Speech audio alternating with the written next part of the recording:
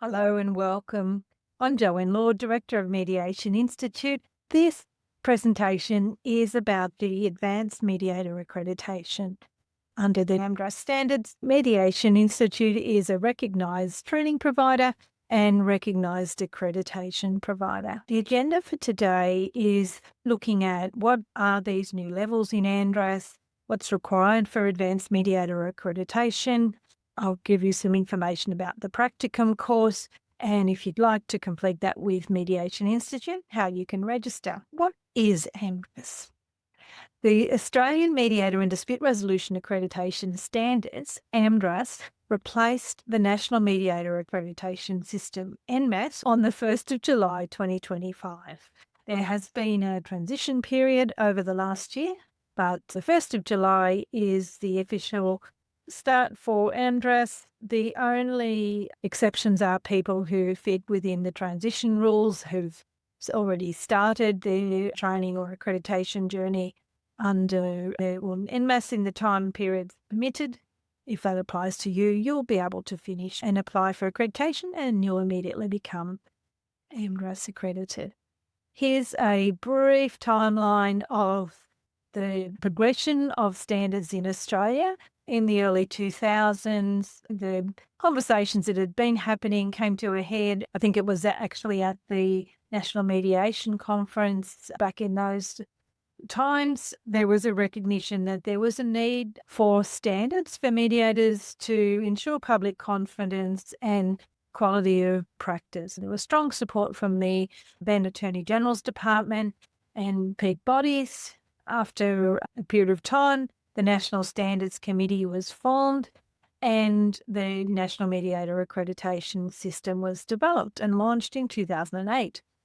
The National Standards Committee morphed into the Standards Board, and they've been responsible for maintaining the system up until this time. There was a review in 2015, a minor review to the standards, and there has been widespread adoption.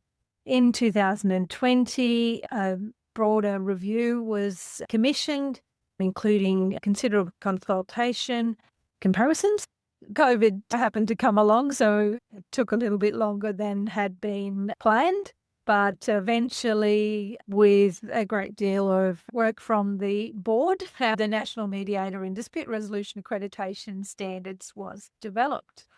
So as I mentioned, there's been a transition period from the 1st of July last year, 2024, to the 1st of July 2025. Now the AMRAS is in force. What AMRAS promises is more flexibility that will allow for updates and growth as our sector continues to grow and develop. Here is a graphic of the accreditation levels that are now available. Before, there were only nationally accredited mediators. Now we have the option of advanced and leading mediators. What were formerly known as recognised mediator accreditation bodies, or RMABs, have now been replaced with recognised providers, and they're categorised into recognised training providers and recognised accreditation providers.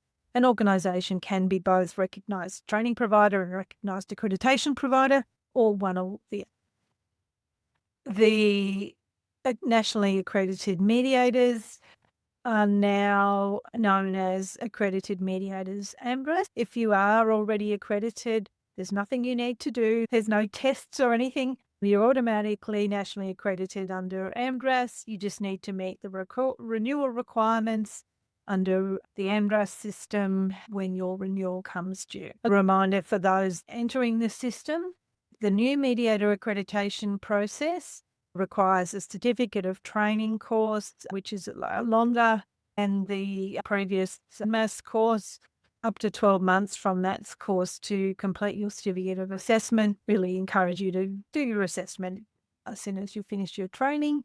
You need to have professional indemnity insurance or statutory immunity, and you need to meet good character requirements. So that includes some undertakings, 2 references from people that have known you for at least 3 years and are willing to say that you are of good character.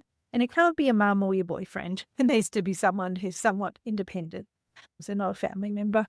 You need to disclose if you've had any criminal convictions or professional disqualifications.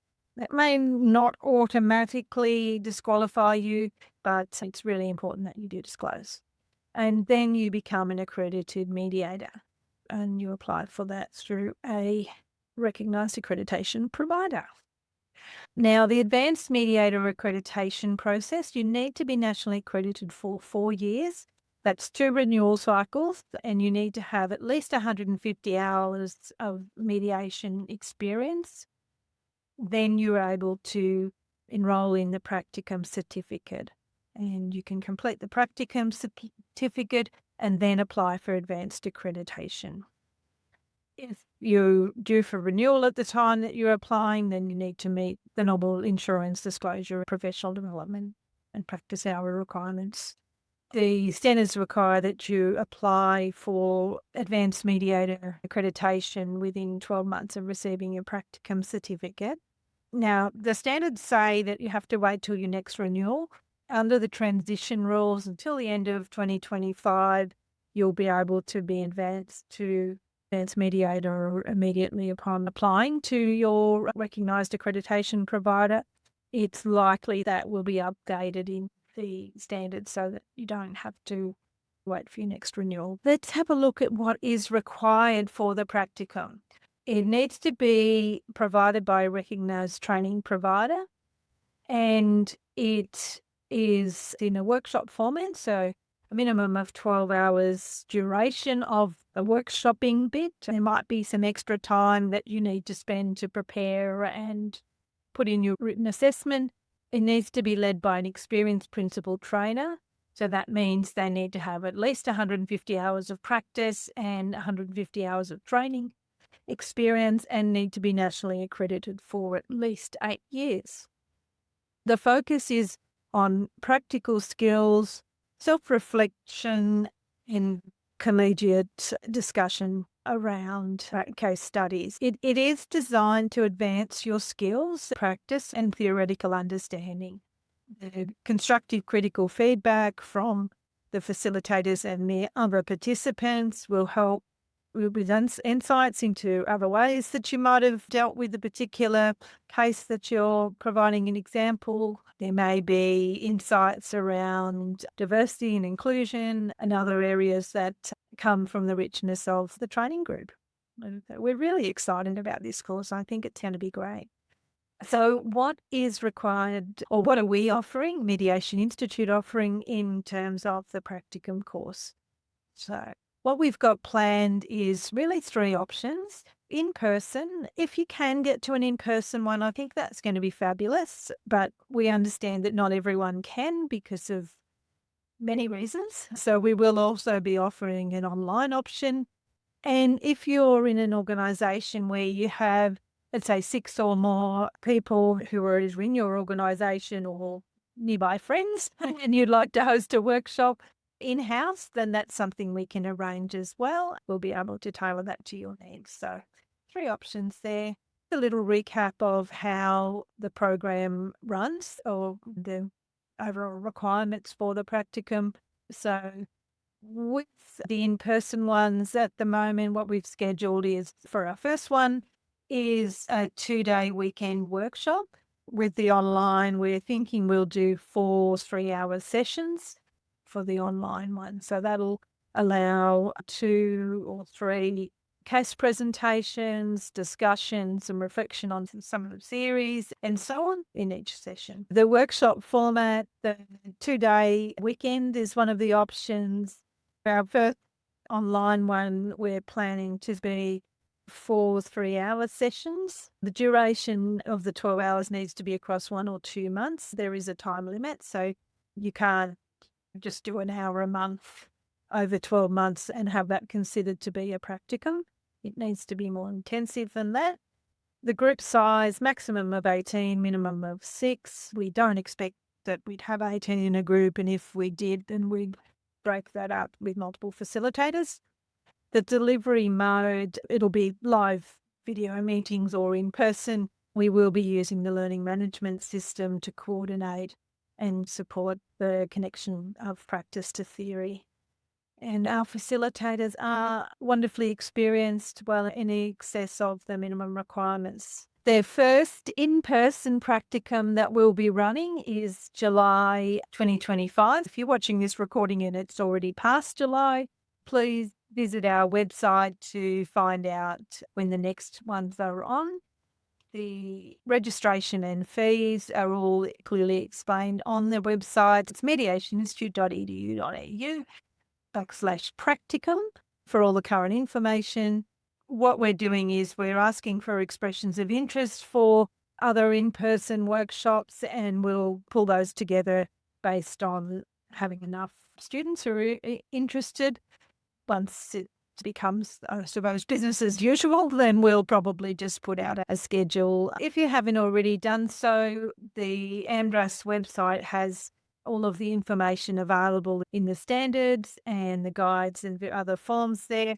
There is a alternative pathway for the practicum that is, you need to have done something similar though. So self-reflection, we wouldn't be able to recognise that as a practicum. You really need someone who's facilitating the process, and we need to know who the facilitator is and what their credentials are as well. Peer supervision and reflective practice is wonderful. However, it wouldn't really, in most cases, qualify.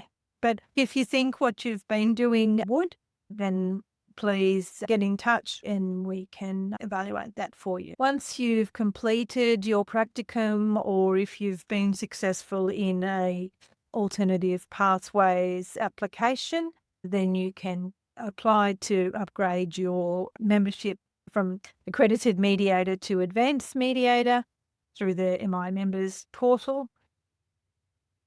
Or just get in touch, and you can contact us via email, give us a call, and we can talk you through this. It's really not that complicated. You basically need to have been accredited for at least 2 renewal cycles to be eligible to complete a practicum.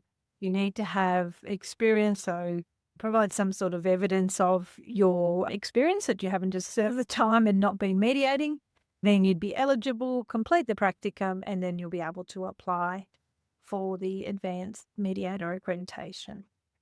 Thank you so much. I hope to see you at one of our live sessions soon.